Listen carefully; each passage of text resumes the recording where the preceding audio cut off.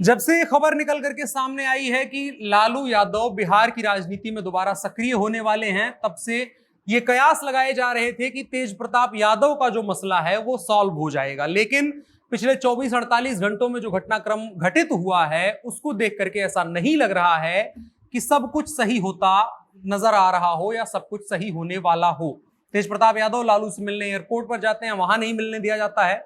उसके बाद लालू जब राबड़ी आवास पर चले जाते हैं, वहां पर भी तेज प्रताप ये कहते हैं कि मुझे मिलने से रोका गया, मेरे साथ धक्का मुक्की की गई। उसके बाद तेज प्रताप धरने पर बैठ जाते हैं अपने घर पर। लालू राबड़ी आते हैं, उनको मनाते हैं, फिर तेज प्रताप लालू और राबड़ी का पैर धुलते हैं। लेकिन उसके बाद लालू यादव फिर उनके घर पर रुकते नहीं हैं और चले जाते हैं। तो इसी सब चीज को लेकर के आज बड़ी खबर में बात करेंगे कि लालू यादव के आने के बाद तेज प्रताप का क्या होगा और तेज प्रताप की जो जिद है, जो उनकी राजनीति का अपना तरीका वो डेवलप कर रहे हैं, उसको कितनी स्वीकार्यता राष्ट्रीय जनता दल में मिलेगी, बिहार की राजनीति में मिलेगी। आज बड़ी खबर में इसी को लेकर के बात करेंगे और इसी के साथ शुरू हो चुका है हमारा रोजनामचा जनता जंक्शन शो। मेरा नाम अनुराग मिश्रा है। सबसे पहले खबरें इन शॉर्ट। प्रधानमंत्री नरेंद्र मोदी आज अपने संसदीय क्षेत्र वाराणसी में हैं। इस दौरान उन्होंने 5,000 करोड़ से भी अधिक की परियोजनाओं की सौगात वाराणसी को दी है। इन पैसों से निर्मित हुई 28 परियोजनाओं का लोकार्पण प्रधानमंत्री नरेंद्र मोदी ने आज किया है। अगली खबर, कल भारत पाकिस्तान के बीच T20 वर्ल्ड कप का मैच खेला गया, जिसमें पाकिस्तान ने भारत को 10 विकेट से हरा दिया। जिसके बाद भारत के कुछ हिस्सों में पटाखे फोड़े गए, जिस पर क्रिकेटर वीरेंद्र सहवाग और क्रिकेटर गौतम गंभीर ने तीखी प्रतिक्रिया दी और उन्होंने कहा कि दिवाली पर तो पटाखे बैन कर दिए जाते हैं, लेकिन पाकिस्तान की जीत पर हिंदुस्तान में पटाखे जलाए जाना सही नहीं है, हमको शर्म आनी चाहिए। अगली खबर कोरोना वायरस से जुड़ी हुई। फिलहाल तो कोरोना वायरस हिंदुस्तान में चीजें थोड़ी आसान है उसको लेकर के, लेकिन दुनिया के अलग अलग हिस्सों से फिर से डरावनी खबरें आ रही हैं। रूस में फिर से लॉकडाउन लगने वाला है। वहां 30 अक्टूबर से 7 नवंबर तक सभी गैर जरूरी सामानों की दुकानें, प्रतिष्ठान व संस्थान बंद रहेंगे। रूस में पिछले 24 घंटे के दौरान कोरोना वायरस के तकरीबन 36,000 नए मामले सामने आए हैं। इसके अलावा चीन में भी कोरोना संक्रमण एक बार फिर से बढ़ रहा है। इसके अलावा खबर गाजीपुर बॉर्डर से, किसान आंदोलन से। गाजीपुर बॉर्डर पर किसान आंदोलन को लेकर के ऐसी खबरें आ रही थी कि किसान आंदोलन खत्म हो गया है, लेकिन भारतीय किसान यूनियन के नेता और प्रवक्ता राकेश टिकैत ने कहा है कि जिन किसी को शक है कि किसान खाली हाथ लौट गए हैं, वो आकर गाजीपुर बॉर्डर देख लें। किसान तीनों कृषि कानूनों को हटवाए बिना वापस नहीं जाएंगे। आज के इन शॉर्ट्स इतने ही। अब बढ़ चलते हैं दिन की बड़ी खबर की तरफ। तेज प्रताप यादव और तेजस्वी यादव के बीच वर्चस्व की लड़ाई अब नए मोड़ पर आ पहुंची है। अभी तक दोनों भाई आपस में लड़ा करते थे, लेकिन अब लालू प्रसाद यादव बिहार आ गए हैं और यह उम्मीद की जा रही है कि लालू प्रसाद यादव के आगमन से इन दोनों के बीच सुलह का कोई ना कोई रास्ता निकलेगा। लेकिन हाल फिलहाल में जो कुछ भी घटनाक्रम रहा है, उनको देख करके ऐसा बिल्कुल नहीं लग रहा है। इसको लेकर के बहुत सारी बातें होती हैं, लेकिन आज हम उनको बिंदुवार समझने की कोशिश करेंगे। खास करके तेज प्रताप के पॉइंट ऑफ व्यू से इसको 3-4 पॉइंट्स में बांट करके समझने की कोशिश करेंगे कि आखिर तेज प्रताप की समस्या क्या है। सबसे पहला सवाल कि तेज प्रताप और तेजस्वी के रिश्ते कैसे हैं। अब अगर तेज प्रताप की तरफ देखा जाए तो तेज प्रताप कभी भी तेजस्वी की जगह लेने की कोशिश नहीं करते हैं, लेकिन तेज प्रताप बड़े भाई की हैसियत कभी भी खोना नहीं चाहते हैं। वो हमेशा से खुद को कृष्ण और तेजस्वी को अर्जुन बताते हैं। तेज प्रताप चाहते हैं कि तेजस्वी उनके ही बताए बातों पर काम करें, उनकी ही सलाह पर काम करें, उनके ही इशारे पर काम करें, जबकि तेजस्वी अपने फैसले खुद पर लेने में यकीन रखते हैं, जबकि पार्टी में उनकी स्वीकार्यता भी इसी के चलते ज्यादा है।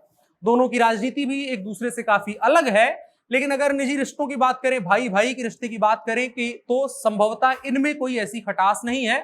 समय समय पर दोनों एक दूसरे के लिए स्टैंड लेते हुए दिख जाते हैं। अगला सवाल कि तेज प्रताप की पार्टी के प्रति निष्ठा क्या है। ये तेज प्रताप बेहतर जानते होंगे, लेकिन तेज प्रताप लालू यादव के बड़े बेटे हैं और जाहिर है इस वजह से पार्टी में उनका अच्छा खासा कद होगा।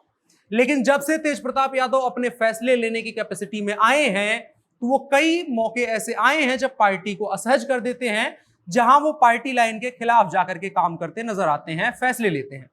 तेज प्रताप पार्टी के प्रति निष्ठावान होने से ज्यादा अपने द्वारा लिए गए निर्णय की उपयोगिता के आधार पर यह तय करते हैं कि पार्टी फिलवक्त में उनके साथ खड़ी है या नहीं। बिहार सरकार में वो मंत्री भी रह चुके हैं, लेकिन पहले तो निजी विवादों के चलते और उसी के साथ साथ जैसे जैसे उनकी उम्र बढ़ी और उन पर जिम्मेदारियां बढ़ी और उसी के साथ साथ लालू यादव का जेल जाना हुआ, इन सब के दरमियान तेज प्रताप पार्टी लाइन से लगातार बाहर जाने लगे और वहीं पार्टी के कई बड़े बड़े नेताओं के साथ तेज प्रताप यादव के रिश्ते बिगड़ने लगे, जिनमें जगदानंद सिंह प्रमुख रूप से शामिल है। और फिलहाल तेज प्रताप यादव ने साफ कर दिया है कि जब तक जगदानंद सिंह पार्टी से बाहर नहीं होते हैं और उनके मुताबिक पार्टी आला कमान में और भी बदलाव नहीं होते हैं, तब तक वो राष्ट्रीय जनता दल से कोई वास्ता नहीं रखेंगे। और तेज प्रताप यादव को एक चीज और भी देखा जा सकता है इस बयान के प्रकाश में, अगर देखा जाए तो तेज प्रताप यादव के लिए पार्टी से ज्यादा अपना अहंकार, अपना मुद्दा, अपनी बात, अपना एजेंडा आवश्यक है। अगला सवाल कि तेज प्रताप की पॉलिटिक्स क्या है। अगर एक लाइन में कहना हो तो तेज प्रताप यादव गंभीर किस्म के नेता नहीं है। लालू प्रसाद यादव के बेटे हैं, इस चीज का फायदा तेज प्रताप यादव को मिलता है।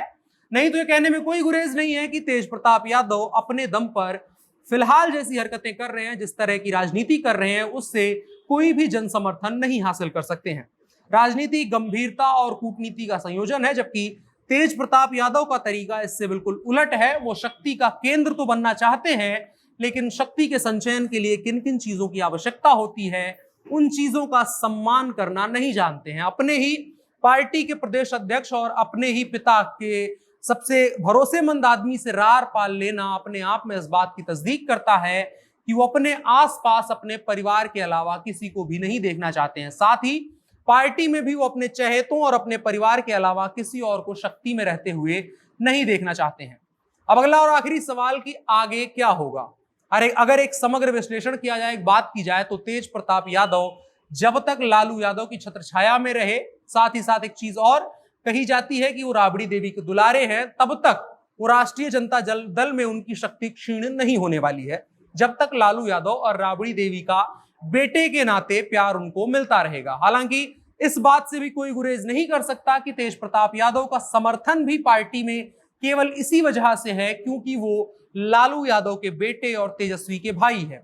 हाल फिलहाल में उन्होंने पार्टी के लिए ऐसा कुछ नहीं किया है जिसके चलते पार्टी को उनकी आवश्यकता महसूस हो। साथ ही समय समय पर वो पार्टी के फैसले से नाराज होते हैं, तब नए गठबंधन संगठन बना करके, नए लोगों से मिल करके, नए राजनीतिक लोगों से मिल करके धमकी देने का तरीका अपनाते हैं, जो बेहद बचकाना लगता है।